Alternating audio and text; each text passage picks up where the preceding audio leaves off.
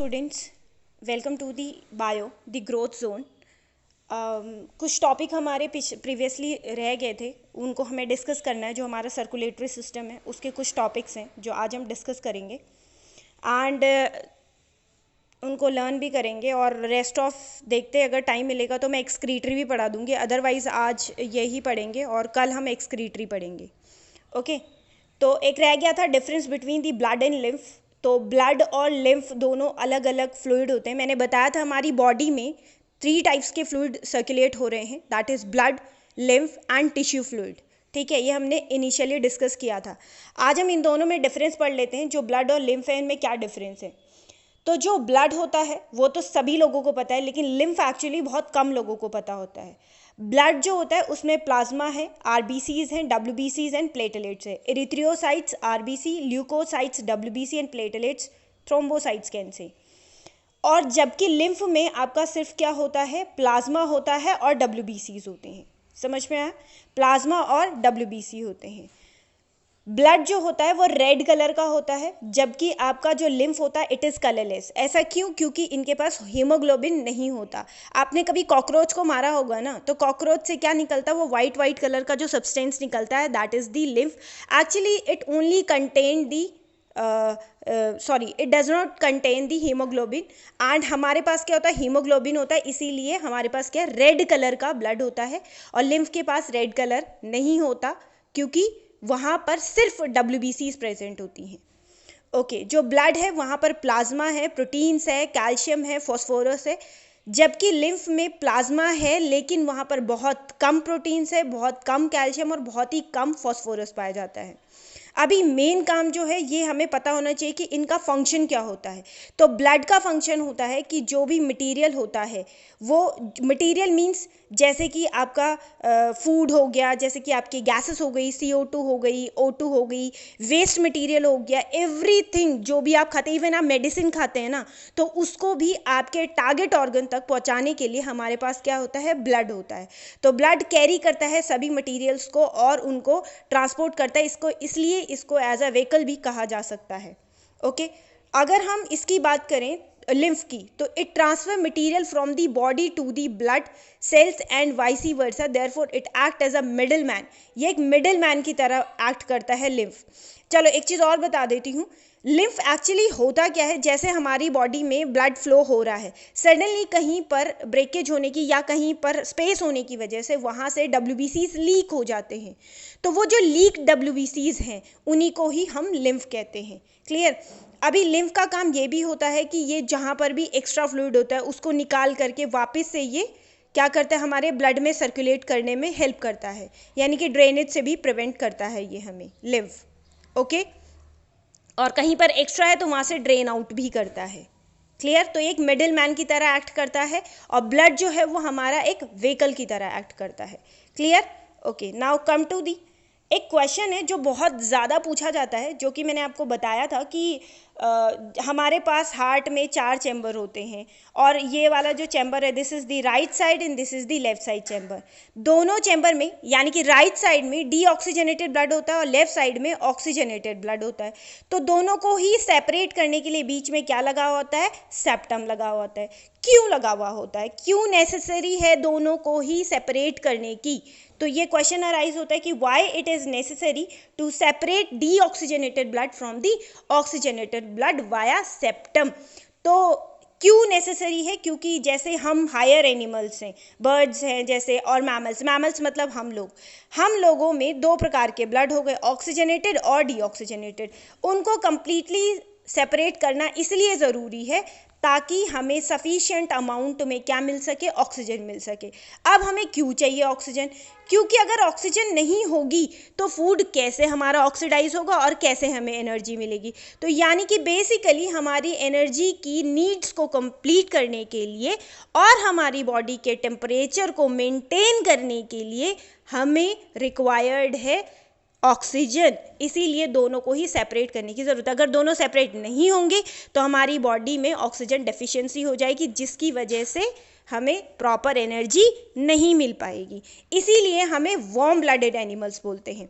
अभी दो प्रकार के एनिमल्स होते हैं, एक होता है वार्म ब्लडेड, एक होता है कोल्ड ब्लडेड। जो वार्म ब्लडेड है वो हमें, यानी कि हमारी बॉडी का टेम्परेचर सराउंडिंग के टेम्परेचर के साथ कभी भी फ्लक्चुएट नहीं करता। मतलब कैन से कि अगर बाहर बहुत गर्मी है तो आपके इंटरनल बॉडी टेम्परेचर फिर भी क्या रहेगा, 37 डिग्री मेंटेन रहेगा। बाहर ठंडा है तो भी मेंटेन रहेगा और आप किसी न किसी तरीके से उसे मेंटेन कर लोगे, तो हम वार्म ब्लडेड हैं। जबकि आपने देखा होगा रेप्टाइल्स जो होते हैं, जैसे स्नेक है, लिजर्ड्स होते हैं, ये क्या करते हैं, विंटर सीजन में हाइबरनेट कर दे, यानी कि छुप जाते हैं। क्यों छुप जाते हैं? क्योंकि वो जो है वो कोल्ड ब्लडेड है, ठीक है। तो कोल्ड ब्लड होने की वजह से ठंडी में, अगर बाहर ठंडा है इतना, तो उनका ब्लड जो है वो क्या हो जाएगा, कोएगुलेट हो जाएगा, वो मर जाएंगे। इसलिए वो ज़मीन के नीचे क्या कर लेते हैं, हाइबरनेट कर लेते हैं, ताकि वो अपने आप को वार्म अप रख सके। तो उनकी बॉडी का टेम्परेचर फ्लक्चुएट कर रहा है, गर्मी आ रही है तो गर्म हो रहा है, सर्दी आ रही है तो ठंडा हो रहा है, तो इसलिए क्या कर रहे हैं, वो अपने आप को हाइबरनेट कर ले रहे हैं। समझ में आया? तो they are the cold blooded. तो then amphibians and reptiles, amphibians जैसे फ्रॉग हो गए आपके, रेप्टाइल्स में आपको बता चुकी हूँ, उनके पास 3 चैम्बर्ड हार्ट होते हैं और वहाँ पर little mixing of the oxygenated and deoxygenated blood होता है, क्योंकि उनके पास 3 ही चैम्बर हार्ट है। ओके, यहाँ पर there are the body temperature vary करता रहता है, इसीलिए उसको कोल्ड ब्लडेड एनिमल भी कहा जाता है। होपफुली आपको समझ में आ गया होगा वार्म एंड कोल्ड के बारे में। Okay, now next topic is the blood pressure. अभी आप लोगों ने सबने सुना होगा, भाई कोई कहता है मेरा ब्लड प्रेशर बढ़ गया है, कम हो गया। एक्चुअली ये ब्लड प्रेशर है क्या? तो आपने देखा है कि जो हमारे पास ब्लड वेसल्स होती हैं, ये है ना blood vessels, it can be artery और वेन्स। तो होता क्या है, इनके अंदर क्या फ्लो हो रहा है, ब्लड फ्लो हो रहा है। अब जब वो जो ब्लड इनके अंदर फ्लो हो रहा है, तो ये ब्लड प्रेशर भी तो एक्सर्ट करेगा। आपकी जो आर्टरीज हैं, आपकी जो वेन्स हैं, उन पे प्रेशर भी तो एक्सर्ट करेगा। तो वो जो प्रेशर ब्लड लगा रहा है आपकी आर्टरी और वेन की वॉल पे, यानी कि ब्लड वेसल्स की वॉल पे, उसी को ही हम क्या कहेंगे, ब्लड प्रेशर कहेंगे। अब किसी का जो ब्लड है वो बहुत ज़्यादा प्रेशर लगा रहा है तो उसका बीपी हाई, किसी का ब्लड जो है वो बहुत स्लो प्रेशर लगा रहा है तो उसे क्या बोलेंगे, स्लो ब्लड प्रेशर, यानी कि लो ब्लड प्रेशर कहेंगे। Okay, next come to the point.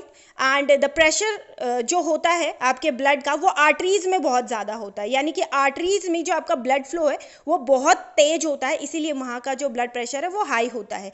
इसीलिए आपकी जो आर्टरीज होती हैं वो बहुत ज़्यादा थिक होती हैं, उनको थिक होना ही पड़ेगा, क्योंकि उनमें इतना ज़्यादा प्रेशर अगर वो थिन होंगी तो वो बस्ट हो जाएंगी। और इसीलिए आर्टरीज हमारी डीप सीटेड होती हैं, यानी कि बहुत अंदर होती हैं बॉडी के, बाहर होंगी, आप भागने लगे, प्रेशर बढ़ा और एकदम से आर्टरी बस्ट हो जाएगी, तो इसलिए वो क्या होती हैं, डीप सीटेड होती हैं। वाइल इन द वेन में ब्लड प्रेशर क्या होता है, कम होता है, क्योंकि और वो थिन भी होती हैं और इतना ज़्यादा उसमें प्रेशर होता नहीं है, तो वो बस नहीं होती और बाहर आपको दिखाई देती हैं। They are the superficial, easily आप उससे जो सैंपल लिया जाता है ब्लड का वो आपकी वेन से लिया जाता है। ओके, तो the blood pressure of the blood is higher in the arteries than veins. Normal हमारा जो ब्लड प्रेशर होता है, एक नॉर्मल पर्सन का जो ब्लड प्रेशर है, that is the 120/80 mmHg। This is Hg is the mercury, तो mmHg में इसको मेजर किया जाता है। 120 अपर प्रेशर होता है, that is called the systolic pressure. 80 होता है डायस्टोलिक प्रेशर। अब ये सिस्टोलिक और डायस्टोलिक है क्या? सिस्टोलिक जब आपका हार्ट कॉन्ट्रैक्ट हो रहा होता है, क्लियर, और डायस्टोलिक जब आपका हार्ट रिलैक्स हो रहा होता है। तो हमारा जो हार्ट है वो कॉन्टिन्यूसली कॉन्ट्रैक्शन एंड रिलैक्सेशन ये चलता रहता है। तो जब कॉन्ट्रैक्ट होता है यानी कि सिकुड़ता है तब 120 होता है, जब वो रिलैक्स हो जाता है तो तब वो क्या होता है, 80 mmHg होता है। Clear? Okay, this is the systolic and diastolic pressure. अभी आपने देखा होगा, आप लोग गए होंगे कई बार मेज़र करवाने, तो जो मेज़रमेंट के लिए हमारे पास मीटर होता है, दैट इज़ द स्पिग्मोमैनोमीटर, जो मैंने आपको ऊपर डायग्राम में दिखाया। दिस इज़ दी स्पिग्मोमैनोमीटर, ये है वो, और इससे आपका ब्लड प्रेशर मेज़र किया जाता है। ओके, एक चीज़ और बता दूं, जिन लोगों का हाई बीपी होता है, हाई ब्लड प्रेशर, उसको कहा जाता है हाइपरटेंशन, दूसरा नाम है उसको हाइपरटेंशन भी कहा जाता है। Clear? Okay, this is about the blood pressure. Now come to the transportation in plants. हम अभी तक जो पढ़ रहे थे वो सब ट्रांसपोर्टेशन था एनिमल के बारे में, यानी कि हम लोगों में कैसे किस तरीके से ट्रांसपोर्ट हो रहा है, मटेरियल्स कैसे ट्रांसपोर्ट हो रहे हैं। अब हम जो पढ़ेंगे वो हम पढ़ेंगे ट्रांसपोर्टेशन इन प्लांट्स। प्लांट्स में भी तो ट्रांसपोर्टेशन होता है है ना, प्लांट्स भी तो फूड बनाते हैं, प्लांट भी तो सर्कुलेट करते हैं, वाटर एब्जॉर्ब करते हैं, तो वो ट्रांसपोर्टेशन कैसे होता है? Okay, plants need less energy needs because they do not move and therefore have a slow transportation system. हमारा ट्रांसपोर्टेशन सिस्टम फास्ट क्यों है? क्योंकि हमें बहुत ज़्यादा एनर्जी चाहिए हर वर्क को परफॉर्म करने के लिए। मैं अभी आपको ये बता रही हूँ, पढ़ा रही हूँ, तो मुझे एनर्जी की रिक्वायरमेंट है ना। सिमिलरली ऐसे ही प्लांट को भी एनर्जी की रिक्वायरमेंट है, लेकिन क्योंकि वो मूव नहीं करते, क्योंकि उन्हें बोलना नहीं पड़ता, उन्हें कोई काम नहीं करना पड़ता, तो इसलिए उनको एनर्जी की रिक्वायरमेंट कम होती है। अब आप सोचेंगे कि बिल्कुल भी काम नहीं करते, तो ऑफकोर्स थोड़ा बहुत तो काम वो करेंगे ना, यानी कि जैसे वो फोटोसिंथेसिस करेंगे, रात को रेस्पिरेशन करेंगे, तो जो भी रेस्ट ऑफ उनका वर्क होता है उसके लिए बहुत कम एनर्जी की रिक्वायरमेंट होती है, तो उसके लिए उनका ट्रांसपोर्टेशन सिस्टम थोड़ा सा स्लो वर्क करता है। अब ट्रांसपोर्ट ऑफ वाटर, आपने क्लास 9th में पढ़ा होगा कि हमारे पास नहीं, प्लांट के पास जाइलम और फ्लोएम होता है, क्लियर। तो जो जाइलम होता है उसका फंक्शन क्या है? Transportation of water. हमारा जो प्लांट है उसके अंदर जितना भी कंडक्शन होता है वाटर का, वो कौन करता है? आपका जाइलम वेसल्स करती हैं। तो लिखा है takes place by the xylem tissues present in the root, stem and leaves and therefore interconnected. ये सब आपस में कनेक्टेड है। रूट एब्जॉर्ब करेगा वाटर को और ट्रांसपोर्ट करेगा कहाँ पर? आपके दी होल प्लांट में, and it is unidirectional flow, यानी कि रूट से लेकर के वो अपर तक ही जाएगा, डाउनवर्ड मूवमेंट उसका नहीं होता। तो can say it is the unidirectional flow, clear. जो रूट सेल्स होती हैं ये क्या करती हैं? आयंस यानी कि जो मिनरल्स होती हैं सॉइल से लेते हैं और एक क्या करते हैं? कंसंट्रेशन डेवलप करते हैं रूट में और सॉइल में, ताकि वो इजीली जो वाटर है वो आपका क्या कर सके? अपवर्ड डायरेक्शन में मूव कर सके, क्लियर। अब जो बहुत टॉल प्लांट्स होते हैं उनमें कैसे भेजेंगे हम, है ना। अभी आप एक सिंपल एग्जांपल से समझेंगे। आपका पानी आ रहा है, सपोज आपका जो नल है, आपने पानी खोला और पाइप लगाया। अगर आपने ग्राउंड लेवल पे ही लिया तो इजीली पानी आ जाता है, लेकिन अगर आपको ऊपर पहुंचाना है, ऊपर कहाँ? भगवान के पास नहीं, ऊपर सेकंड, फर्स्ट, थर्ड फ्लोर में पहुंचाना है, तो वहाँ के लिए आपको क्या करना पड़ेगा? एक प्रेशर क्रिएट करना पड़ेगा ताकि वो ऊपर जाए। तो आप मोटर लगाएंगे। अब प्लांट के पास तो मोटर होती नहीं है, तो प्लांट के पास क्या होता है ऐसा कि जो वो ऊपर, जो आपका पूरा प्लांट के टिप तक वाटर को कैसे पहुंचाया जाता है? तो जो बहुत टॉल प्लांट्स होते हैं वहाँ पर होता है ट्रांसपीरेशन। क्या होता है वहाँ पर? ट्रांसपीरेशन। ट्रांसपीरेशन एक टाइप का सक्शन फोर्स होता है, सक्शन प्रेशर होता है जो वाटर को अपनी तरफ खींचता है। अब कैसे? जैसे आप गए रेस्टोरेंट में और आपने वहाँ पर मंगवाई एक कोल्ड ड्रिंक की बॉटल। ये आपकी कोल्ड ड्रिंक की बॉटल। कोल्ड ड्रिंक की बॉटल में आपने लगाया एक स्ट्रॉ और ये है आपका माउथ।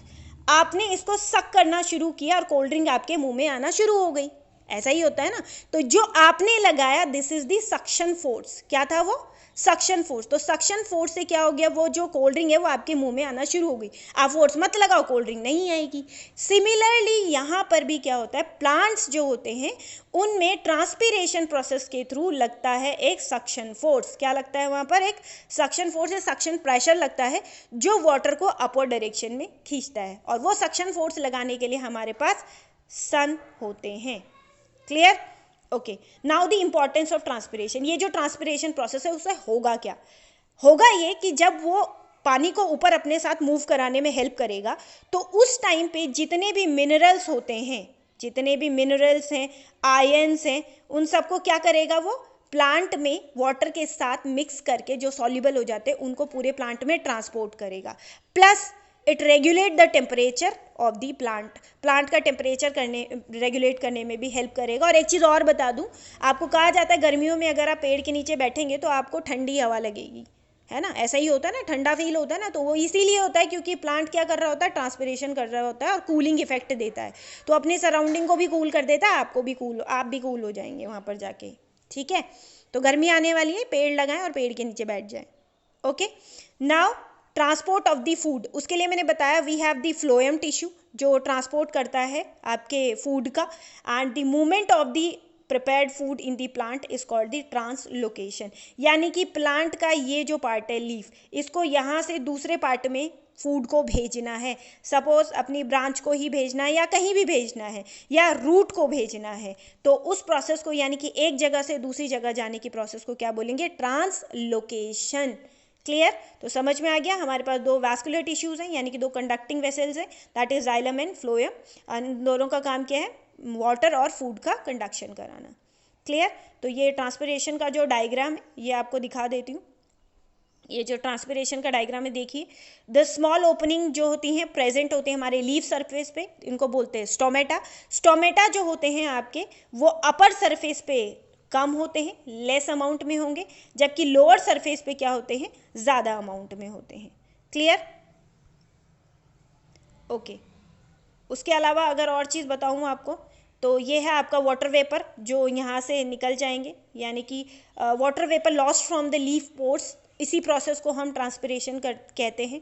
जो वाटर है वो हमेशा ट्रैवल करता है अपवर्ड डायरेक्शन में, फूड जो होता है वो upward as well as lower direction दोनों में ही ट्रैवल करता है। वाटर यहाँ से एब्जॉर्ब हो, तो इन शॉर्ट अगर मैं सम अप करके बताऊँ तो वाटर एब्जॉर्ब हो रहा है रूट्स के द्वारा from the soil and minerals also, and move कर रहा है अपवर्ड डायरेक्शन में, जा रहा है आपकी लीव्स के पास, वहाँ से सक्शन फोर्स अप्लाई हो रहा है और ट्रांसपिरेशन प्रोसेस हो रहा है।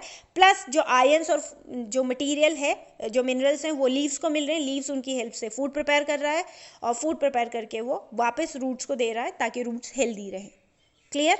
होप सो आपको समझ में आया होगा, and in the next video we will learn about the excretion.